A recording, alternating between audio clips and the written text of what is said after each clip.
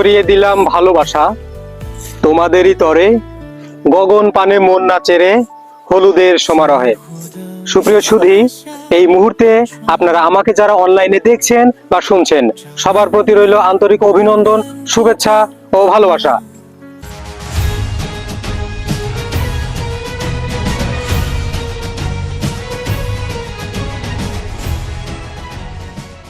আপনাদের শিকড় যাদের গ্রামে, যাদের জন্ম গ্রামে, যাদের বেড়ে ওঠা গ্রামে, কিন্তু কর্মের তাগিদে বেঁচে থাকার অভিপ্রায়ে এবং পরিবার নিয়ে একটু সুখে থাকার জন্য যারা শহরে অথবা বিদেশে রয়েছেন, মূলত তাদের জন্যই আজকে আমার এই ভিডিওটা। আপনারা ছোটবেলায় কিন্তু হরহামেশাই এই সমস্ত জায়গায় বিচরণ করেছেন, কিন্তু আজ এই সমস্ত জায়গা হয়তো সময়ের অভাবে দেখা হচ্ছে না। আমি আপনাদের অনলাইনের মাধ্যমে দেখানোর চেষ্টা করব। দর্শক, এই বাংলা কিন্তু বিভিন্ন ঋতুতে বিভিন্ন রূপ ধারণ করে, বিভিন্ন রঙে রাঙিত হয়।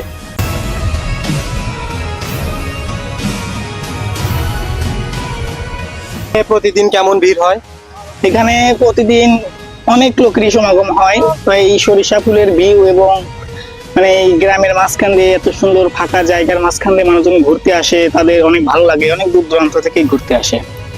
আমার অনুভূতি অনেক ভালো এবং আমার সরিষা ফুল দেখতে অনেক ভালো লাগে।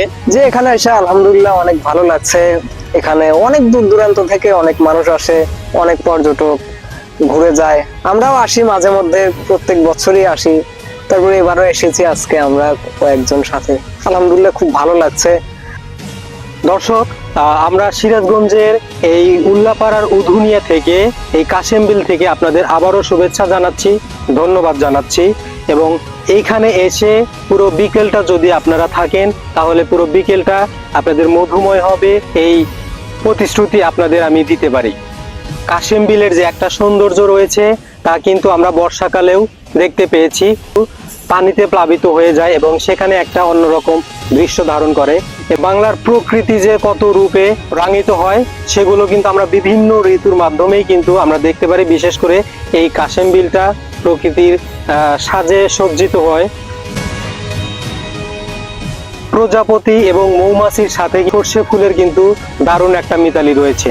আমরা বিভিন্ন জায়গায় দেখেছি এখানে প্রজাপতি এবং মৌমাছির বেশ আনাগোনা, এবং এখান থেকে, এই ফুল থেকে মধু সংগ্রহ করে।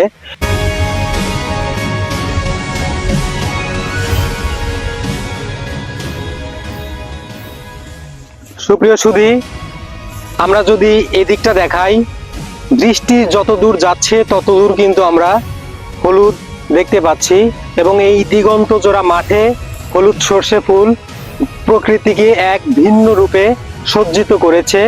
এবং এই বিকেলটা জুড়ে কিন্তু বিভিন্ন পর্যটকের আনাগোনা আমরা বেশ লক্ষ্য করেছি। এবং এখানে পথচারী থেকে শুরু করে যারা এখান দিয়ে যাচ্ছে, তারা কিন্তু এখানে থেমে, এবং বিশেষ করে যারা ভ্রমণ পিপাসু আছে, তারা কিন্তু বাইক নিয়ে, কেউ কার নিয়ে এখানে এসে এই প্রকৃতিটাকে খুব কাছ থেকে দর্শন করছে। দর্শক,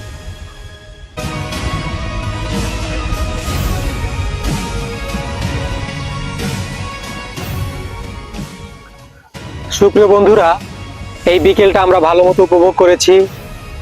আমাদের পিছনের যে ভিউটা, এটা সত্যিকারের অর্থেই আমার মনকে ছুঁয়ে দিয়েছে, আমার মনকে নাড়া দিয়েছে। আপনাদের সুস্বাস্থ্য এবং দীর্ঘায়ু কামনা করে আজকের মতো বিদায় নিচ্ছি। রুহুল আমিন, বঙ্গ টিউব, সিরাজগঞ্জ।